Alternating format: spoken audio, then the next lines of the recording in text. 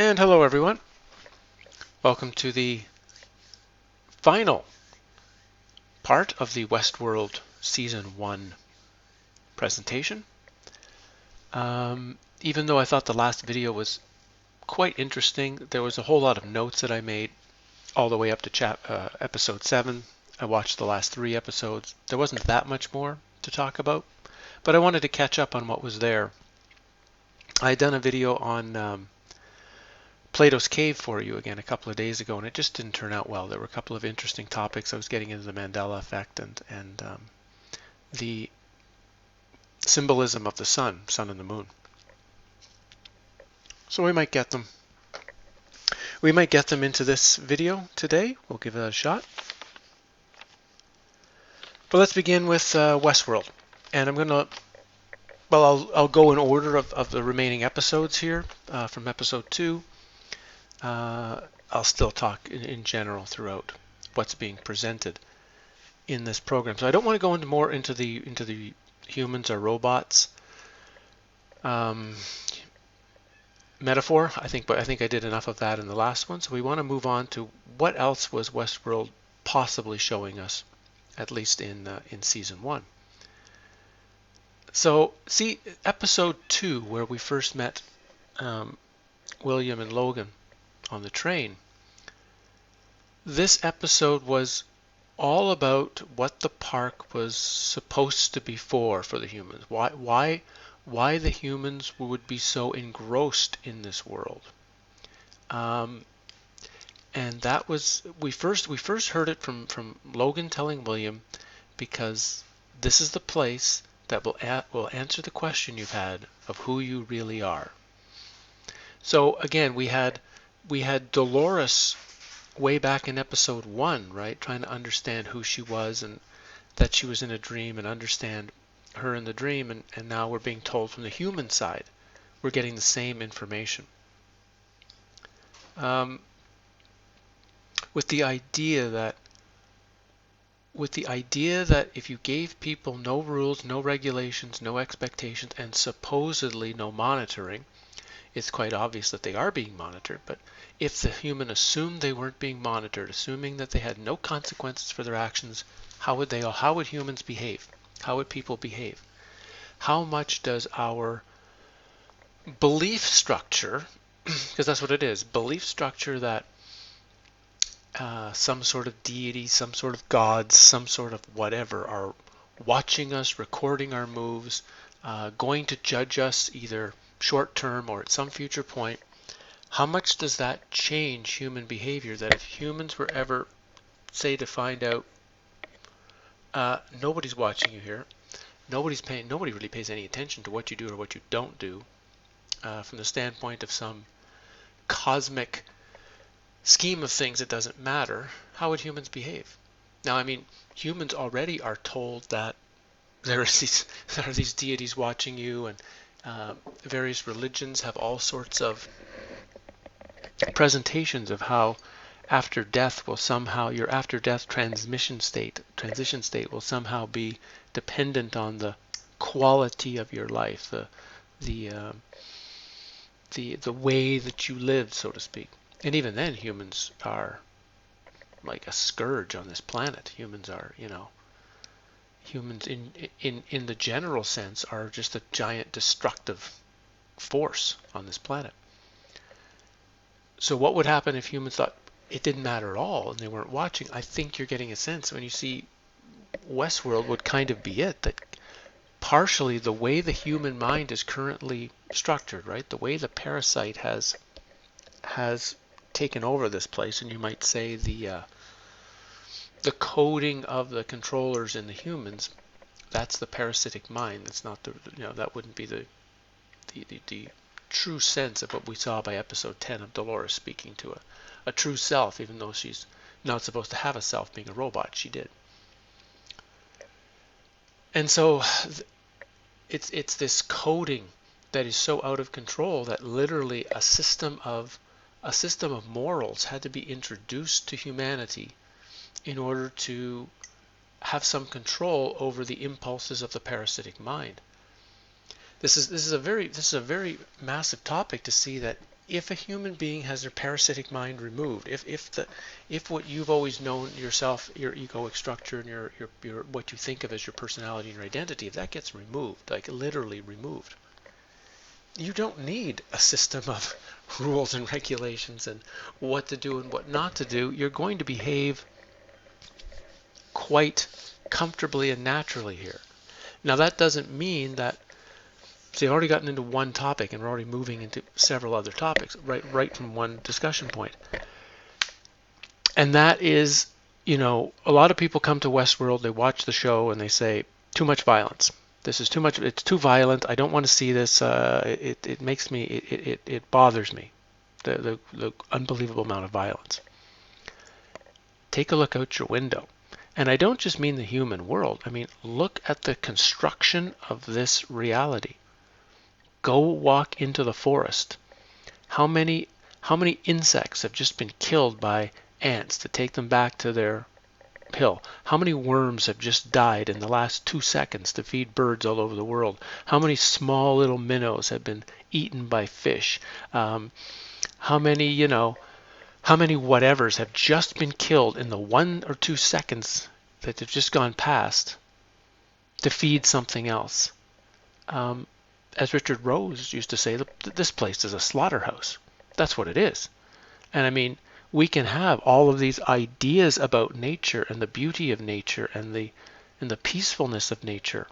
And in a sense, that's true. But on another term, nature's a killing machine. That's what it is out there. And every single creature on Earth, humans are a little bit of the odd exception, but they are constantly on guard. I mean, a deer can never ever let its guard down. Always, it can feel like, I think I'm safe enough to eat some grass now, but it's got to constantly be aware something might be stalking it, something might be coming along to kill it. That's this reality, and that's one thing Westworld is trying to present. That the constructed reality of Westworld has been constructed for a very violent, nasty purpose. So that part of Westworld is asking you to look out your window and really get a glimpse of what's here. Because remember, Dolores is constantly talking about how the world is beautiful. She sees beauty in the world. That's all she sees is beauty. And that doesn't mean you can't. It doesn't mean when I look out my window now and I see the lake and the trees and the mountains, it looks very beautiful from a distance. When you look at something from a distance in this reality, it has it can have quite a beauty and a serenity to it. But the more you zoom in, the closer you get to looking at, if I took a square meter of what I'm looking at out there, if I took, or 10 square feet or something, the amount of death going on just in the animal, insect, bird kingdom in that little 1 square, 2 square meter area would be shocking. It's one of the exercises I did way back 20 plus years ago. I was to sit somewhere in the forest, somewhere in nature, and I was only allowed to look the equivalent of like within a square meter box. I think that was the size. So not very big, like a little tiny area. I was only allowed to look in that area for like an hour or 2 hours. The amount of stuff, once you sort of get your mind turned off and stop thinking, trying to see other things and see all the trees and see all the birds and daydream, and you just really start focusing on what's going on in your 1 square meter area, all the insects, all the ants, all the things that are flying by. When you see how much is going on in an unbelievably small area, and how much of that is stuff getting killed. So that's Westworld, right? And it's telling you when you come to the park, you're going to find out who you really are. Now, what's interesting is at the end of this episode, Ford, who in a sense is kind of representing a deity figure, right? He's kind of like a god figure because he's everywhere and nowhere at the same time. It's like he's got a knowledge of everything that's going on with every guest, every human, every host. It's like somehow he knows everything that's going on in the park. But he says at the end of this episode, the guests already know who they are. They want to get a glimpse of who they might be. So this is also really interesting in that it's presenting that who we think we are, of course, is not is not cemented in stone. There's this who we could be. We have other options of who or what we might want to be or could be. See this? Do you see what the initial presentation of this park is attempting to present? The other thing Westworld is presenting over and over again is the suffering of the characters. And it's one of the initial ways from the standpoint of the viewer that we really start to associate with the hosts. I mean, in the sense of the true dramatic characters that we're pulling for. We're not pulling for the human characters in this. We're pulling for the robots. And the only way we can pull for the robots is to empathize with their situation, empathize with what they're doing, empathize with what they're feeling, and particularly their suffering. And again, another line that already starts here in episode 2 and is going to be presented over and over and over again is when you're suffering, then you're your most real. This is at least Man in Black Williams' concept of why he wants to create so much chaos within Westworld, for the robots, is because he's hoping that the suffering will trigger them into something much, much deeper. And we'll go through that in future episodes as I go through this, as to how that seems to be linked into the show, and of course linked into our own lives. You know, when there is suffering and trauma and pain in our life, we have two options. We either wall it off, we either block it away and carry on with day-to-day living, which is something a lot of us do, or it forces us to have to stop the external viewpoint we have of the world, to stop our, almost in Castaneda terms, to stop the world in some point, and have to look within to start seeing what the suffering is, where the suffering is at, why the suffering is presented to us, why does suffering even have to be in the world? And again, that takes us back to what I just said of look out the window and see the constant destruction. So the beauty and the destruction, the beauty, the overlying beauty underneath this level of slaughter, of sort of, you know, when we see a bird go eat a worm, we don't think the bird is evil. The bird is doing what it's supposed to do to survive. A lot of what humans do, you would see that on the same terminology, that we now exist. And I'm not sure we're meant to exist here, right? Because we don't really fit in. Nothing about us fits into planet Earth the way the other creatures fit in here. But it does indicate that if humans will survive, there's certain things humans seem to have to do here, you know. And all of this has to be put into a different context. But let's go on. Episode 3, the only thing I got out of that whole episode was just right at the beginning, we're getting this sense of the book Bernard's reading to his son is Alice's Adventures in Wonderland. So it's giving this idea of a dream narrative. It's giving this idea of a mirror world. It's giving this again the idea of the chasing the white rabbit, right? That the white rabbit is the break between the worlds, and if you follow the direction of the rabbit, you'll have the chance to break the worlds. So episode 3. Episode 4 was very, very good. Actually, it's one of the episodes I thought was excellent in this season. And again, it's showing that Ford is controlling everything in the park. Like it seems like something is controlling our reality, right? There's even to say there's coincidence, there's deja vu, there's things that are destined to happen, indicates there's something behind the scenes that is somehow controlling the experience, even if it's not controlling all experience or all happenings in this realm. As soon as you accept the concept of some form of destiny, then it indicates that something is putting things together in a certain way for a certain reason, even if you don't know what that is.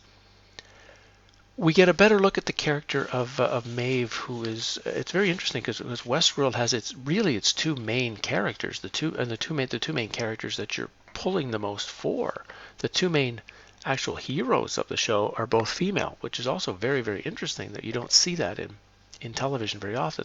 Maeve is very interesting because she's driven by truth. She needs to know. Dolores is a little different, right? In a sense, she needs to know, but she needs to she needs to know who she is.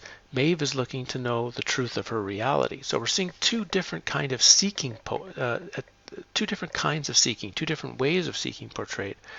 And certainly Maeve is yeah, she's going after truth with everything that she's got, which is a very, very interesting thing. So let's take this deeper. Because Dolores is the opposite. Dolores says something like in this episode, I think there may be something wrong with this world, something hiding underneath. Either that or there's something wrong with me. So this is really, really interesting. She's recognizing the wrongness somehow of reality, the wrongness of her experience, and she's trying to find out is the external world wrong, or is somehow her internal world, which is perceiving it, wrong? It's a very interesting statement for all of us to make. On the other side of it, we've got Maeve, right, who has in this episode experienced the memories of the cleanup crew, the people that look like they're in spacesuits, and she's continually getting these flashbacks. She continuously makes artistic images of them, continuously hides them under her floor, and then continuously finds all the old ones that she's done before that she doesn't remember. Another thing we're going to get into these the memory wipes and how that relates to our world. But I kind of want to keep this in a sort of in a little bit of a structure.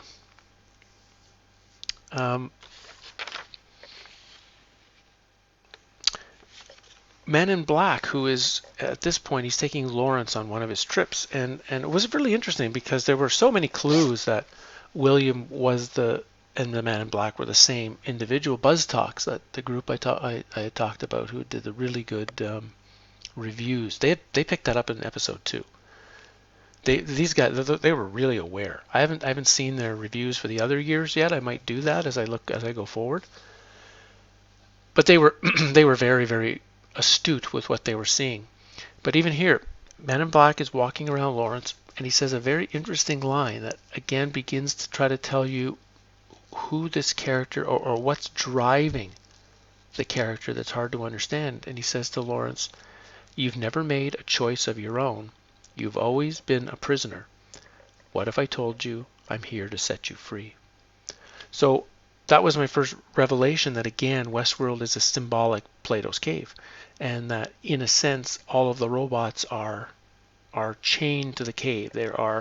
There's so many things that we'll learn is called a backstory, which is designed specifically to make sure they have not only a self and an identity, but also a reason to not leave the world, a reason to not even think about exiting the world. And here's this guy who seems like a psycho, and he's saying, I'm here to set you free. I'm here to get you out of this place. And of course, the character of Lawrence can't even believe that there is another place to go to, that Westworld is the only place there is. Episodes like 5, 6, 7, it's just plot development-ish, and I didn't really get much out of it. It wasn't until episode 8 that I thought was another really good episode. Those would be the 2 episodes I'd recommend if you're just going to watch 2 episodes of the whole series. First season, just watch 4 and 8. They're both excellent.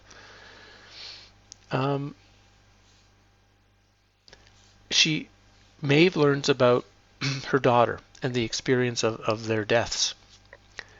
And when we learn about these, what we call stories, right? Every one is just a story designed to keep you here. And when she says, well, kind of like, I'm breaking through the story, I want to go to the other side, and they ask her, but you don't know anything about the other world. And her response is, I know I'm not a puppet living a lie. That's enough for me. So yeah, once you know you're living in some form of lie, you're living in some form of untruth, you're living in some form of false, you're you're not the identity you thought you are, and this isn't the place you thought it is, that's already enough for the next step. There's not that much more that needs to be done. There's not a lot, one of the big things that the spiritual traditions try to push on you is the idea of purification. You need to purify yourself.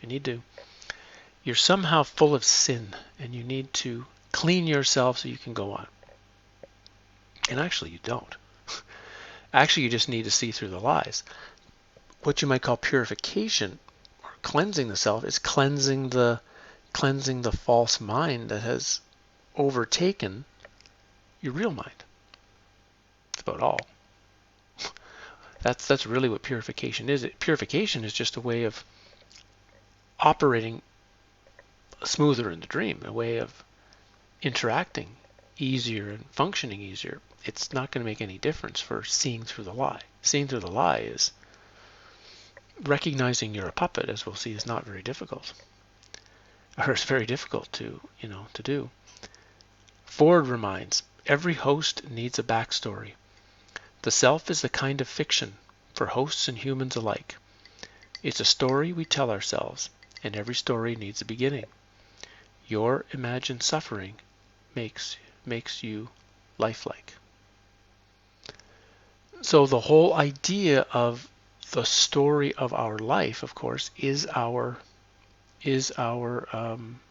forms our identity, forms who the personality is supposed to be. That's why the recapitulation is such a powerful tool from Castaneda terms, because you're seeing the story. First of all, you'll see the story as your mind has built it for yourself, that you have a particular view of your life and a view of your existence, and this story will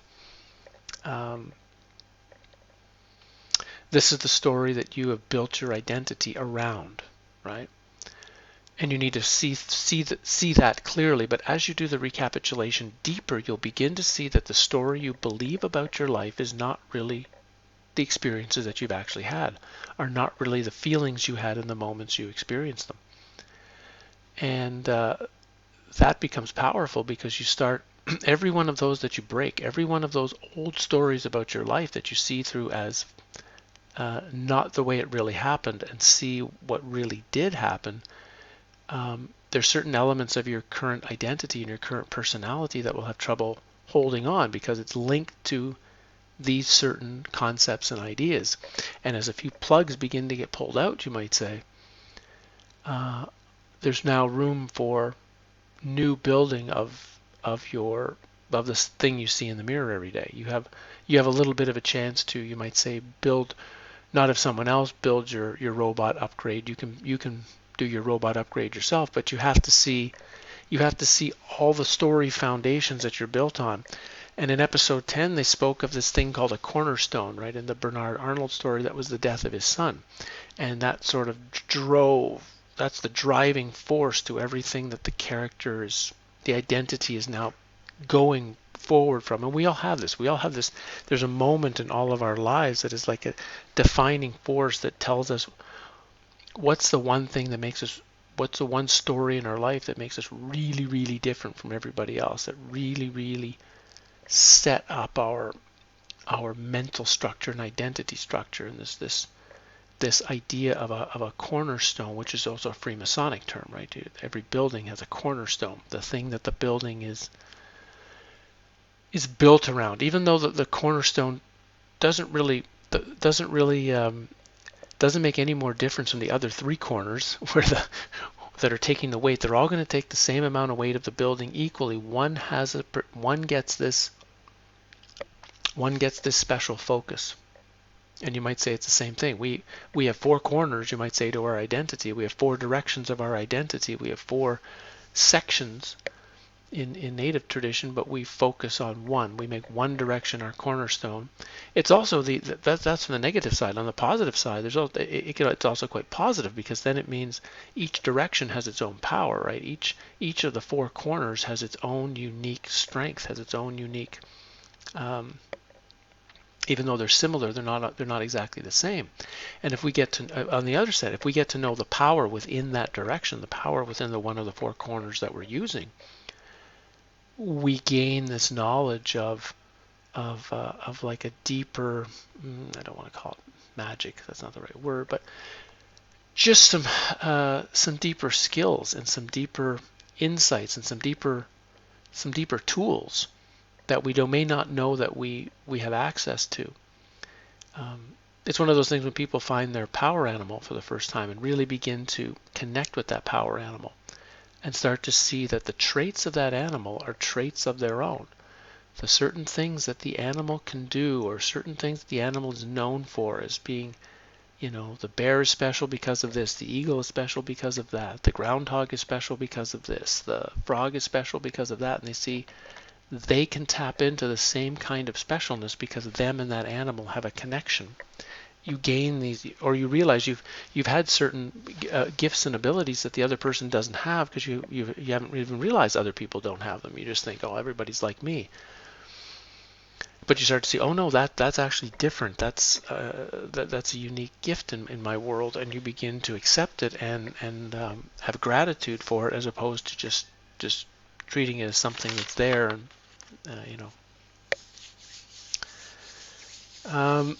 another line that Ford says to Bernard in this episode, he claims consciousness doesn't exist, that humans fancy there's something special about the way we perceive the world. And yet we live in loops, as tight and closed as the hosts do, seldom questioning our. I should learn how to write. Seldom questioning our choices, content for the most part to be told what to do next. No, my friend, you're not missing anything at all, meaning being a human, for he is now seeing that humans are really robots. In the same way that in a sense that the robots are robots, that the human life is unbelievably scripted and running in continuous loops. Another thing that the recapitulation will show you, as I talked about in my many recap videos, the number of repetitions and repeats and things we do the same way and in the same order and the same stories we tell and we see the same newspaper article on the same topic, and we think the same thing. We say this, make the same comment about it. We have these loops and these continued ways of behaving and thinking that we don't necessarily know are just record grooves. And from the Castaneda terminology, that's where the not doing comes in so powerfully, because not doing is designed to break patterns and habits. It's designed to put the needle off the record groove consciously. It's by since we don't know all of our standard way we do things and all, we pick whatever we can find and we do the opposite of those. And by doing the opposite of a few things, we start to begin to see these other things in our lives. Because the more you're running an unseen program, of course, the more robotic you are. But I didn't want to get too much into the human-robot thing. I talked about that enough. One of the key elements in these episodes is the wiping of the host minds. Right? They go through these experiences, quite horrific, and then the technicians fix them up, and then erase their memory, send them back out to run their loop again. Erase their memory.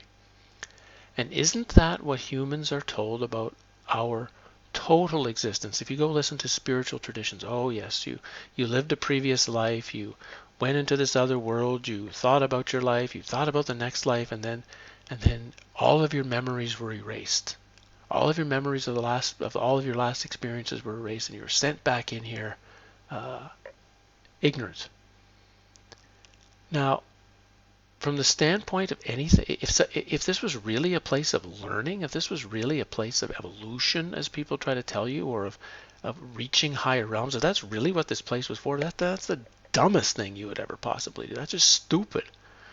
Why would you send somebody for a bunch of experiences, no matter what they are, good or bad, and then if you're going to put them back into reality again, put them back into a body again, you'd have to at least give them all the memories of their experiences, so at least they could look back and say, oh yeah, okay, I did that last time, that didn't work out, so I can do something new this time. At least you start fresh with the knowledge that you got from the last experience. Here you're starting fresh with nothing. It's like, according to the way spiritual traditions want to tell you, they tell you that all this is taken away from you, and it's a good thing. God has done this and he cares about you. He cares about you by taking away all of your experience and starting you back in ignorance. Think about that for a minute. That's not what the controllers are doing to the host. The hosts are not wiping their memories so that they can better themselves and they can move forward. They're doing it so they can not see the horror they've gone through that the controllers themselves have put them through. As was said in one of the episodes, our lives, our memories, our deaths are games to them, right? So by erasing the memory, you're being kept in this world of ignorance. In fact, what Ford and Arnold, in their own ways, were doing is trying to get the host to remember all the stuff that they were having erased, that they were trying to erase a lot. They were trying to erase so that things could continue, and as Ford said, they had time to develop. But at the same point, they need to have access to these memories. They need to have access to as much to their past as possible so that they can make better choices going forward. So any tradition that's trying to tell you that you as a human form are having your memory erased when you die and are born, and this is a good thing, it can't be a good thing. It can't be a good thing. The only way a next life can be valuable is if you actually bring forth the knowledge of the previous one that you had. Like I say, so at least you can do something different. At least you can break some patterns and some loops. Maybe it won't turn out well either, perhaps, but at least you did something different. You're not just running through the loop anymore.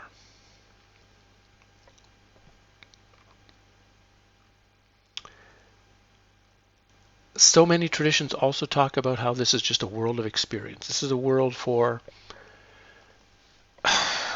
Brahma, God, whatever, to have experiences. They need to have types of experience, so they created this reality for experience. But if you look at it carefully, the way Westworld is presenting this, it's actually the experiences that are keeping them trapped in the place. It's keeping the experiences and the focus on the experience and the chasing of experience is what's hypnotizing you to the realm. That will be. We'll get to that also in number 10. Something Dolores says. There's just a couple of things that are there in 9. Maeve says to Bernard, it's a difficult thing realizing your life is a giant fiction. And to anyone who's had that, that's a mental awakening. I've talked about 3 types of awakening: the mind, the heart, and the gut. Each one being very different from each other. But that was a mind awakening, recognizing that yourself, as you believed yourself to always be, is a fiction. And yes, that's a very difficult thing to realize that the thing you've always seen in the mirror and the thing you've always identified with 100% is not true. That takes a long time for the system to figure out. In number 10, episode 10, we have this really the only 2 scenes that really make any difference in that one is one where Dolores and Teddy are on the beach, and there's been like this. It's like Ford has made this scene for the shareholder guests, and Dolores is telling telling Teddy just before she dies, purpose. It's like purpose is the problem. The need to, which purpose is the way to, really purpose is a way to fit in here. That's really what it is. My purpose is my reason for being here, right? It's what am I doing on a day-to-day basis, and why am I doing it? Purpose. And beauty is one of those things that's a huge trap now. Remember, Dolores starts the whole thing talking about beauty, how beautiful the world is. And now here she is at the end, having gone through, remembering all of her adventures with William, remembering so many of the things that had happened to her, the information from Bernard and Arnold and Ford. And here she is now. Beauty is a lie. Purpose is what keeps us in. Purpose is the thing that keeps us in. The beautiful trap is in us. It is us. In a sense, again, these things that hook you to reality, these things that hook you to the dream state, are hard to let go of. The things that you like the most, the things that you find the most wonderful, the things that you are most attached in a quite a loving way to, those are the hardest things to release. That doesn't mean not to partake in them, not to enjoy them, not to have them in your world, but to also see that as much as something negative, i.e. greed, lust, whatever, the 7 deadly sins, right, which are traps in themselves, the good stuff is also traps from the standpoint of exiting the cave. You have to, what's that biblical term? You have to become as if you can pass through the eye of a needle. And that means you have to let go of everything. You have to become like air. Pretty much only air, right? The tiniest of thread, the tiniest of what's you is all that can pass through the thread. All the other stuff, all the other ideas and concepts and beliefs and hopes and fears and material goods and bodies and minds, and it all has to be let go of if you're going to get through the eye of the needle and pass through and go out of the cave. And that's here is a big piece that Dolores has figured out. Dolores has figured out that there's all kinds of different traps in this realm, and that's another one. The last piece of this 10th episode and of the season is just before Dolores goes out and blows Ford's head off, which of course when I first saw that, of course I was wondering, well, is Ford a robot too, or did Ford make a robot of himself to actually, rather than pull an Arnold and actually die, did he get himself? Well, I guess I haven't seen the rest of the season, so we'll find that out, I'm sure, as we go along. But they're having this discussion, and they're looking at the painting from the Sistine Chapel, right? The painting of God and Adam, which is spectacular. I've talked about my time in the Sistine Chapel. I've been there a couple times, and how the ceiling gets all the attention, but the really important stuff's on the walls. The stuff people sometimes aren't paying attention to. But in this particular scene, Ford is pointing out the place where God resides is the human brain and the cerebellum, and as if the mind is the attaching point to God. Now there's two things that are missed. The first is, of course, that where God is reaching out towards Adam, where God is reaching out he's reaching out through the pineal gland. So it's showing that it's not actually, in a sense, if you're looking at physiology, it's not the brain that has the power itself. It's the pineal gland. It's this element of it that is like the connecting point between worlds, connecting point between reality. Almost like the pineal gland is our personal portal between the material and the spiritual world. And it's one of the reasons why this reality, the matrix part of this reality, is trying to destroy the pineal gland as much as possible. So a lot of the additives in food or water or electromagnetic frequencies are set up to create problems for the pineal gland. And in one sense, if you're really wanting to do purification, the real thing you really need to purify, in one sense, is just the pineal gland. Get the buildup of stuff out of there so that the pineal gland works properly, and then you'll be back to this connection. But the second point, the point of this whole Sistine Chapel painting, when it's showing that it's the brain that you might say that the God is moving out towards Adam in, it's showing that again, the God is within. However you want to say within, right? God is within.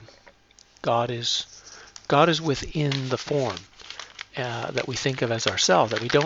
That outward seeking is only a way of redeveloping our inward seeking, the only place we've ever had to go, and that's the whole point, I think, of presenting the maze in this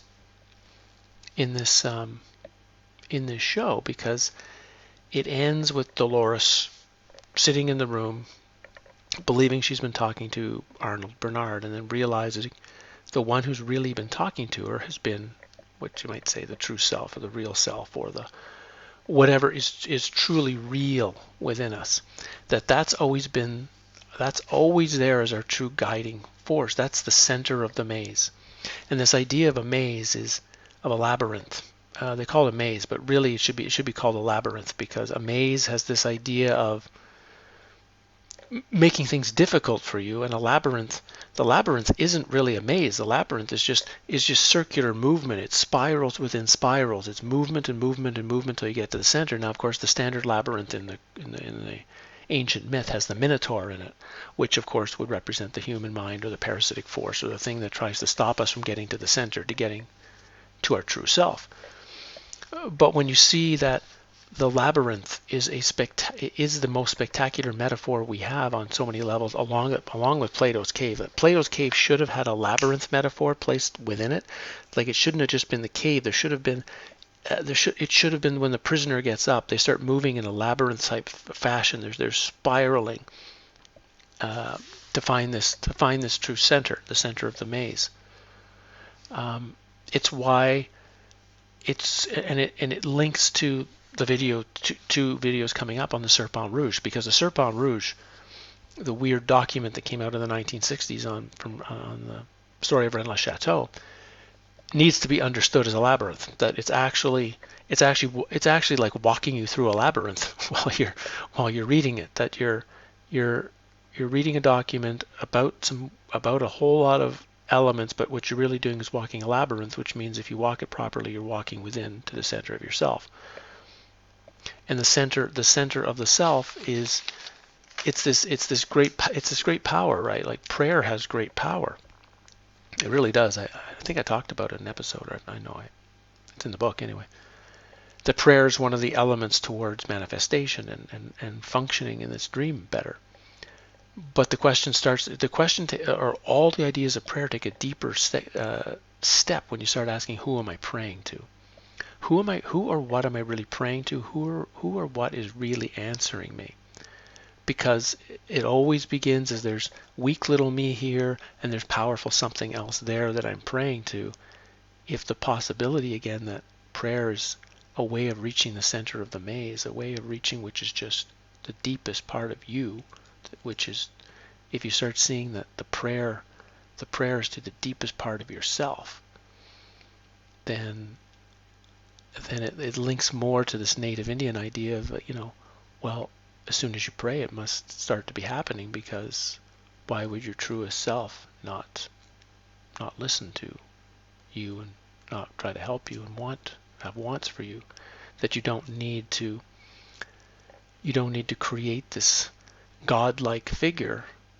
You just need to work into the center of the maze and see who's really been here the whole time. Who or what has really been observing this experience. So that's what I got out of season 1 from Westworld. Now we've gone through 3 videos on it, and I think there's a lot there to talk about, as you come to see. I think I've put forth over about an hour and a half of discussion on it. I'm going to I will sort of zip through season 2 very, very quickly, because some people in the comments have suggested season 3 is really, really interesting, and I think it might be. I looked briefly into what season 3 is about, and there might be this idea of simulations within simulations and a few other things that we've been talking about. So I'd like to take a peek at season 3, but I kind of got to zip through season 2 first. So that's going to take me a little while to kind of catch up to where I might be a point where in a few months there can be another Westworld discussion. So for now there won't be a Westworld discussion for a while. I'm going to make the masculine feminine video finally on probably Sunday, and that will go up on Free Voice, so that'll be my next Free Voice video. And I think that's going to be, I'm going to make sure I'm in a really clear mental state when I'm presenting that. I'm trying to be clear for all of them, but I'm going to probably, because we've been waiting for it for a while. And then at the end of next week we'll do the Serpent Rouge, and that's my game plan going forward. I thought if we had time I was going to talk about the stuff I talked about in the last video, the Mandela effect and the viewing of the sun from the standpoint of Plato's cave, but we're already over 40 minutes and I want to let you just sink in and discuss what's been presented here. I'll get to that material in another video. Thanks again for following, supporting, sharing your comments and ideas, your suggestions, and we'll go forward from there, and we'll see you with the masculine feminine video over on Free Voice in a few days. Cheers.